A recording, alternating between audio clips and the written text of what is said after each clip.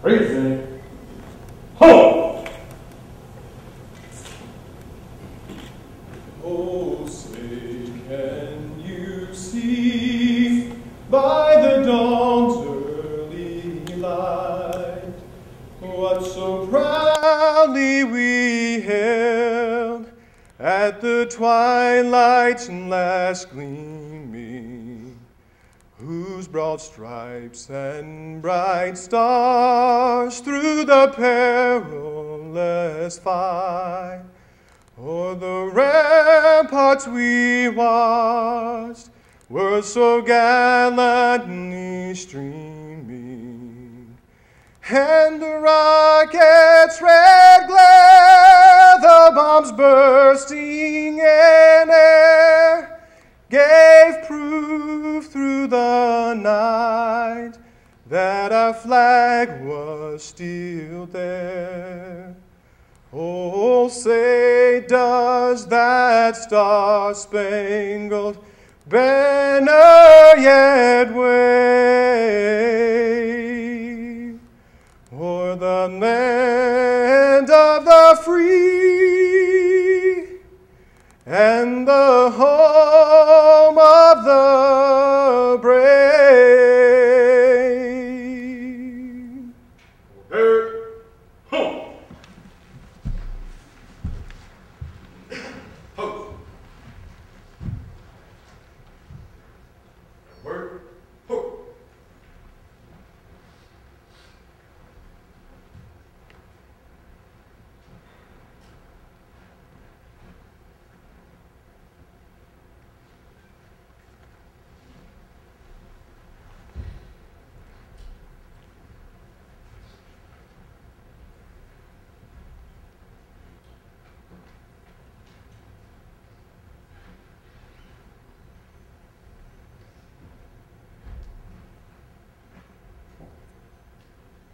Remain standing as we go to the Lord.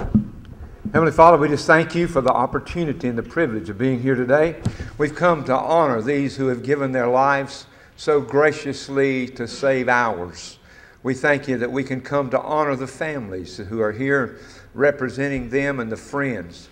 We most of all come to honor you, who has enabled us and given us the privilege of being a part of this great society of law enforcement. We thank you for your love for us. We ask that you take this service, have your way in it, have your glory in it, and above all, help us never to forget those who have given their lives for us. And we give you praise and honor and thanksgiving in the name of our Lord. Amen. You'll be seated.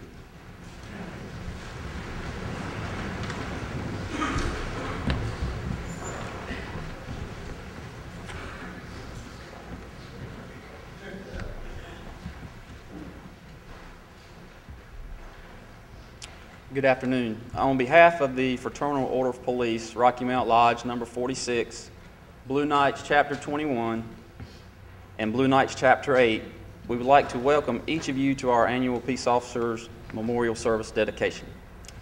Each year we come together to honor and remember our fallen brothers and sisters that have made the ultimate sacrifice during the past year. We come together as fraternal organizations to show our respects to each of these fallen heroes. We would like each family to know that their loved one did not die in vain, and their memory will continue on. God created the police officer knowing the hearts of men and that criminal acts would take place. He knew that people would need help at times and order would need to be maintained in a peaceful life. Our fallen brothers and sisters knew this when they took the oath to protect and serve, and that one day they may be called to Him. We are reminded in Matthew chapter 5 that blessed are the peacemakers, for they will be called the sons of God. At this time, I would like to recognize Chief Moore, Rocky Mount PD,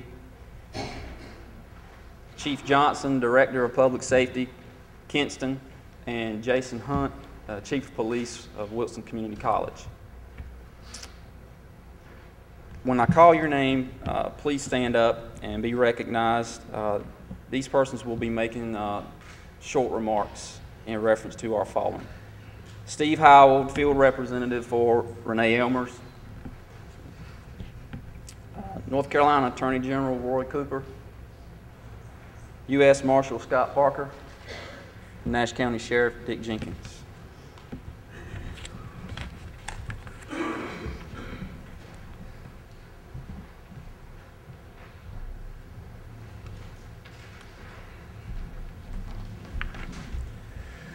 Good afternoon. I bring you greetings from Representative Renee Elmers. On Friday, March 16, 2012, in the well of the United States House of Representatives, Representative Elmers spoke these words: Mr. Speaker, I rise today in remembrance of Sheriff's Deputy Warren Lewis III. I want you to personally express my regard for the courage and commitment he made to the citizens of Nash County, North Carolina. Mr. Lewis will forever be an outstanding husband, father, and investigator, leaving a legacy of the highest standards for service and integrity that should serve as an example for all American citizens. Those fortunate enough to know Mr. Lewis in life are blessed to have been able to share in it with a true American hero. We live in a country rooted in laws and values, from the principles crafted by our founding fathers in the Constitution, that stems from our nation's moral code, which has provided America with budding prosperity and radiates throughout the world. However, our success as a nation is limited by those that misinterpret the basic rights that are such an integral part of being an American citizen. Diligent leadership in our local, state, and national government is needed in order to preserve the values that make our country the preeminent model of a civil society. Through years of dedicated service to the citizens of Nash County, Mr. Lewis helped us all by ensuring that the great nation's founding principles of freedom and justice. Such values, service, and law enforcement can only be implemented through officers with the highest and noblest character and deepest sense of personal responsibility. Mr. Lewis's achievements in life should be honored in the community as it inspires us all to emulate his patriotism and passion for public service. I hope that you will all continue to find comfort in everything that Mr. Lewis selflessly left behind. His life will never be forgotten, and his devotion to his community will always remind us to keep our country in a safe place. God bless your family. Sincerely, Renee Elmers, United States House of Representatives. Thank you.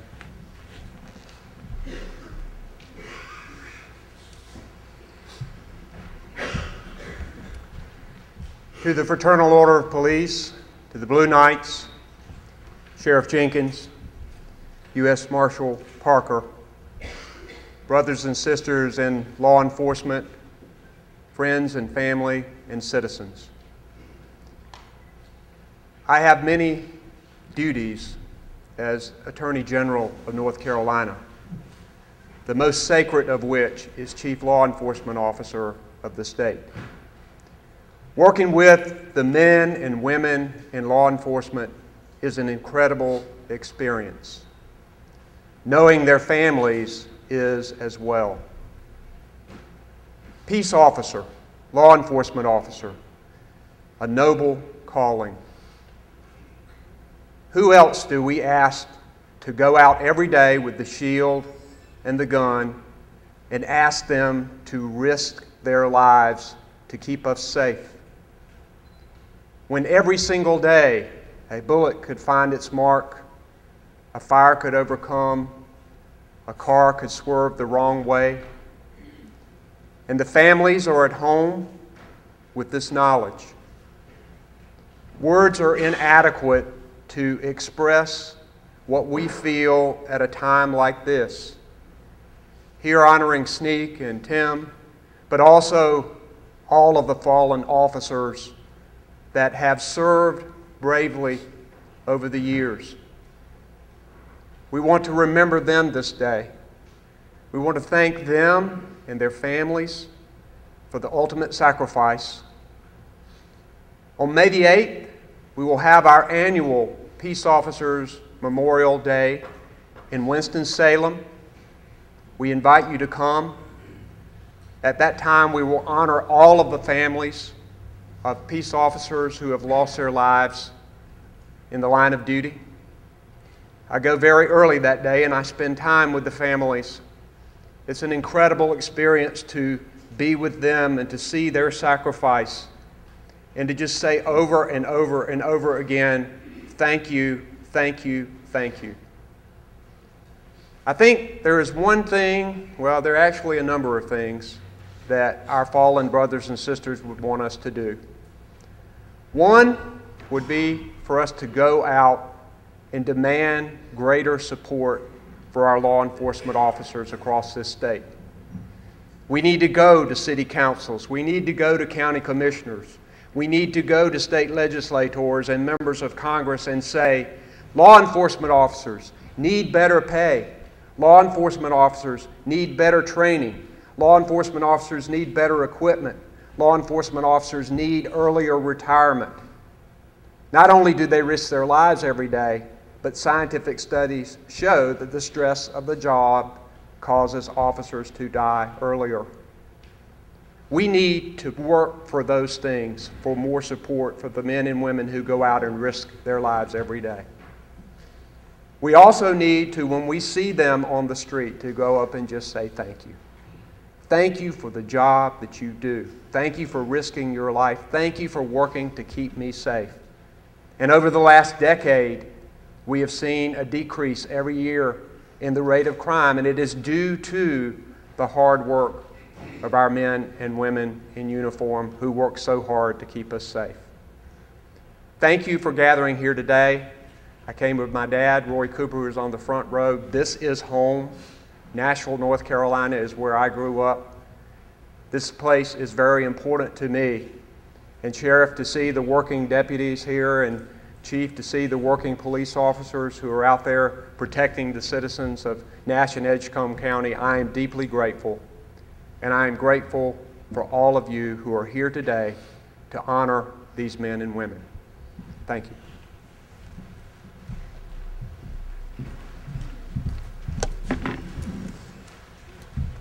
To the Lewis family, Sheriff Jenkins, and members of the Nash County Sheriff's Office. On behalf of the United States Marshal Service, professional men and women of the Eastern District of North Carolina, we want to thank each of you for sharing Warren Sneak Lewis with us. To the family members of the fallen heroes, I thank each of you for sharing your loved one with us and allowing them to serve and protect our community. Your loved one is our hero.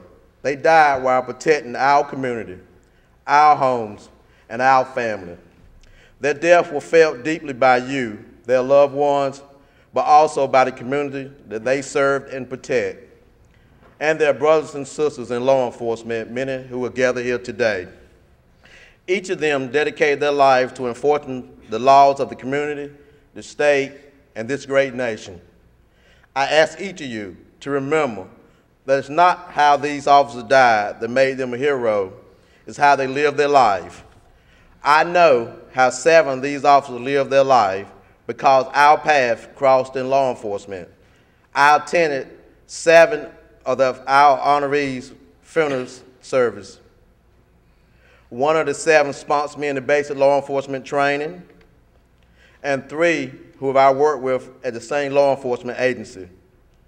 Once again, I know how they live their life. I would like to thank the North Carolina FOP Lodge 46 and the Blue Knights for coming together as one organization and hosting this Peace Officer Memorial Dedication Service. Thank you, and may God bless you.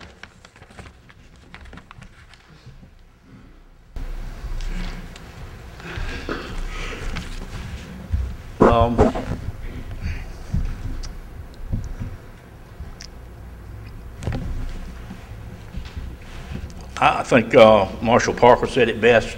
These people lived the life that a lot of us would like to be able to say, you know, I lived it right. I did what was right, and they were taken mighty young, but you know, some of us live a career and never have an influence or effect on people like these people did. And I'm not speaking just of our loss, Investigator Lewis, but it's not a day goes by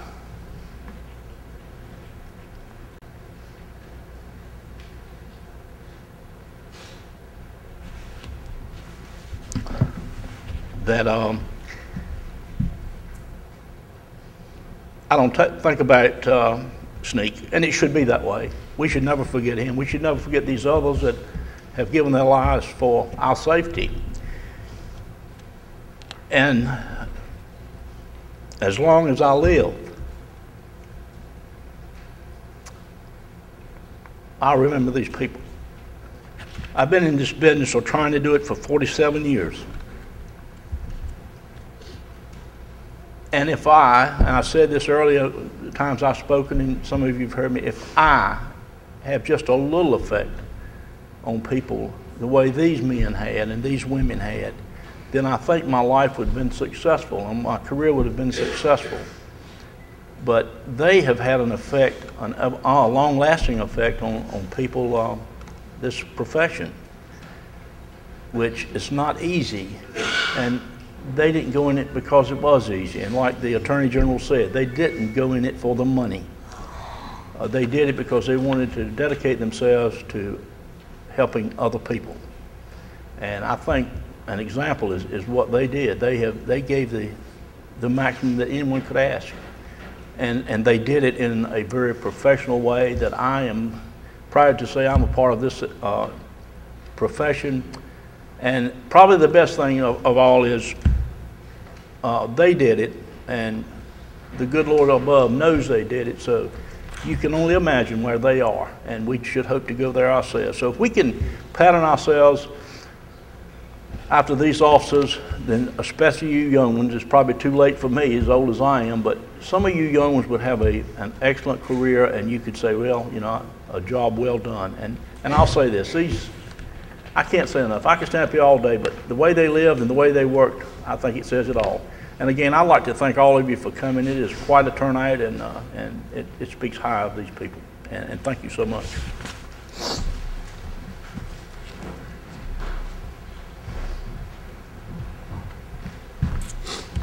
Thank you, Sheriff. Thank you for each one of you for coming up here and sharing with us. I know it came from the heart. And can we have a round of applause for them, please?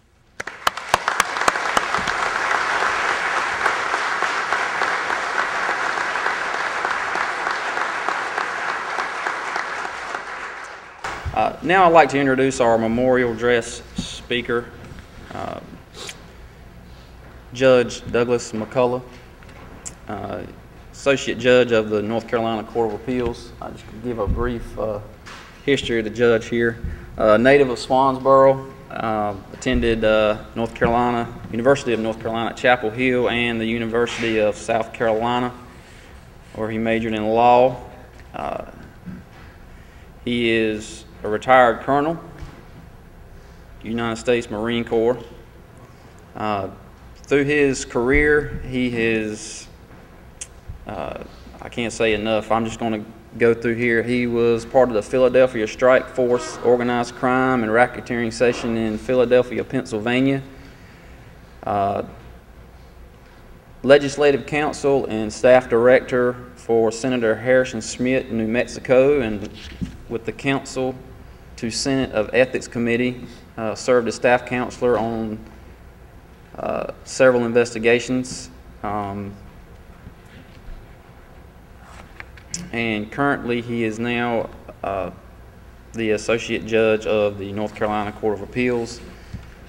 He's part of the Bar, United States Supreme Court, North Carolina State Bar, Bar of the District of Columbia, U.S. District Court, Eastern District of North Carolina, Bar of the Fourth Court, Circuit of Appeals, and Wake County Bar Association, member of the North Carolina Sentencing Commission, and Eastern North Carolina Inns of Court, Military Officers of America, Marine Corps Intelligence Association, and the Marine Corps Reserves Association. And now, Judge, go ahead, a few words.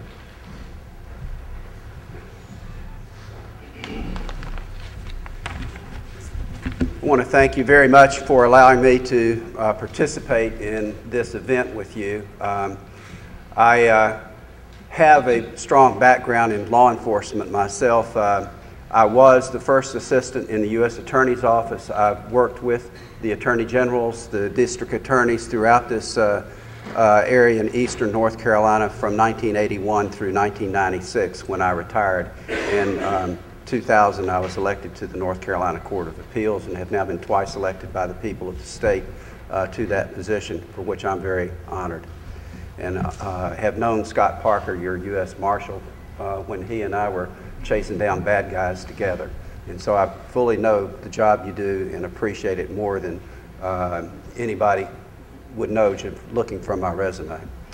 Members of FOP Lodge 46 and Chapter 21 of the Blue Knights of North Carolina, I want to thank you as the sponsors of this service for pulling this community together once again. I want to honor all law enforcement officers, first responders, families, and friends for coming to this memorial service.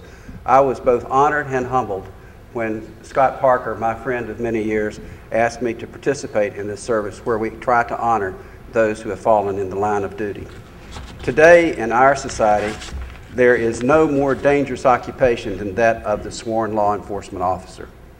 Particularly at risk is the uniformed patrol officer who is on duty to keep our community safe, because every car, every stop could be a fatal stop or a fatal encounter, and we never know when that is. So continue to follow your training and your instincts and do what is necessary to protect yourself, because as they said on that TV show, be careful, it's dangerous out there. In America, last year, while crime rates are falling overall in 2011, as Attorney General Cooper indicated, 173 law enforcement officers lost their lives nationwide, 68 by gunfire. In 2010, by contrast, the number was 153. So it was a 13% increase, more or less, between 2010 and 2011. So the job is more dangerous while crime rates fall. An interesting statistic. By contrast, in 2011 in Iraq, the U.S. military lost 54 people, while losing 418 in Afghanistan. I offer these statistics only to show you that the sworn law enforcement officer's duty takes him into what would be a moderate war zone in today's encounters, and we think that we live in a civilized society, and yet this is the risk that you live with each day. In recognition of the risk taken daily and the ultimate sacrifice by some, we come together to honor those who have given their lives so that we may all be safe, as the other speakers have indicated. As the program notes, 12 officers have died here in Nash County in the line of duty since 1917, but 4 since 2005, before that Marshal Parker talked about. Each death hurts us, for we all appreciate what they've done. It hurts us that we lose a good officer, that the families lose a loved one, and the colleagues and the families mourn. Some of you are family members of the fallen. Many of you were their friends. Others were their colleagues. But all who work in the field are their brother or sister. All who share the risk, whether here in Nash County or elsewhere, perform one of the noblest and most essential jobs in our society. For without you, there would truly be anarchy. And I know that some of you feel there is anarchy in the streets and the courts are just barely straining to keep things under control. And we wonder what would happen if Katrina hit the whole country all at once. It would be a devastating thought. To be sure, this job can be frustrating. It takes its toll on all who participate in it, and yet it can be very satisfying, as the sheriff indicated, to know that every day you go out there, you do make a difference in somebody's lives. And we all do actually appreciate it. There's little that I or anyone else can really say to further honor these brave officers who have made the ultimate sacrifice. But by coming together to remember them, we let their families know that they are not forgotten by them or us, and that their sacrifice is recognized. And that's why we come back year after year to do this, so that they will not be forgotten by anyone. In closing, I want to thank each of you officers who are present here today, whether you have served or continue to serve, or whether you are learning to be an officer and in training, and looking forward to being part of this brotherhood and sisterhood of law enforcement officers as we come together and honor these fallen colleagues. I want to extend my condolences to the families who are present here today, to all of you who've lost friends, and to offer my own heartfelt thanks for their service, that they are not forgotten. We appreciate everything that you and everybody else has done, and I again am very humbled to make my contributory remarks to folks who have given us so much. Thank you very much for letting me be part of your service.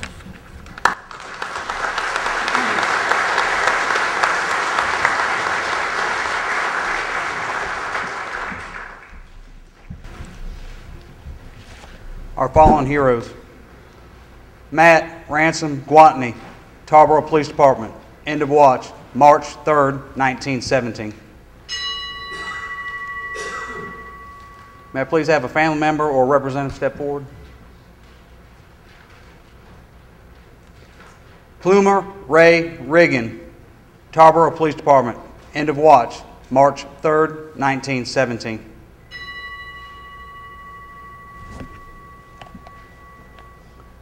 William Haywood Webb, Edgecombe County Sheriff's Office, end of watch, October 6, 1964. Is there a family member or representative that could step forward, please? Clyde B. Avent, North Carolina State Highway Patrol, end of watch, December 12, 1949. Is there a member that could step forward, please? Russell E. Gilliam, Nash County Sheriff's Office, end of watch, October 11, 1975. Is there a family member that could step forward? Thomas Allen Cone, Edgecombe County Sheriff's Office, end of watch, January 25th, 1990.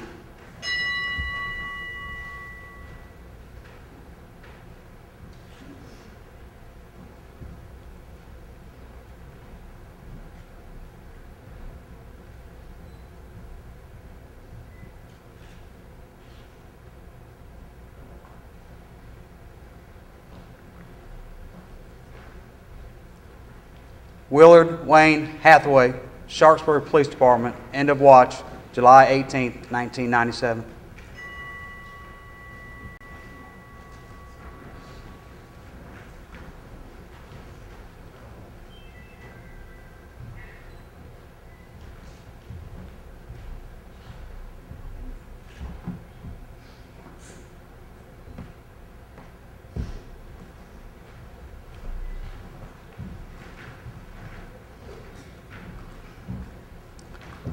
Tanya Doreen Gillikin, Enfield Police Department, end of watch, March 15, 1999. Is there a family member that can step forward? David Young, Sharpsburg Police Department, end of watch, April 12, 2005.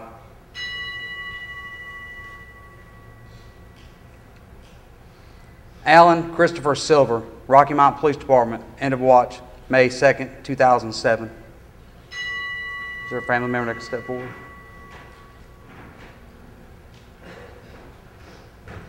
Timothy C. Barnes, Nash County Sheriff's Office, end of watch, July 28, 2010.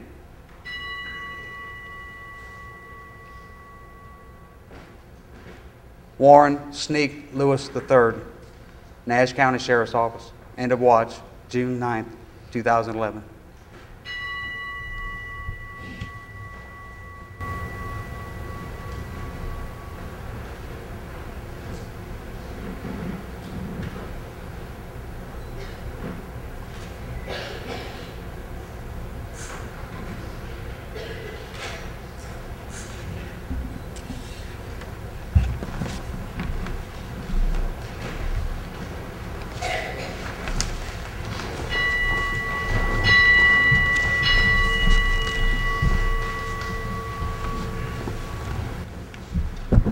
I would like to thank each and every one of you for coming to our service. At this time, may we adjourn out front by our memorial service, please.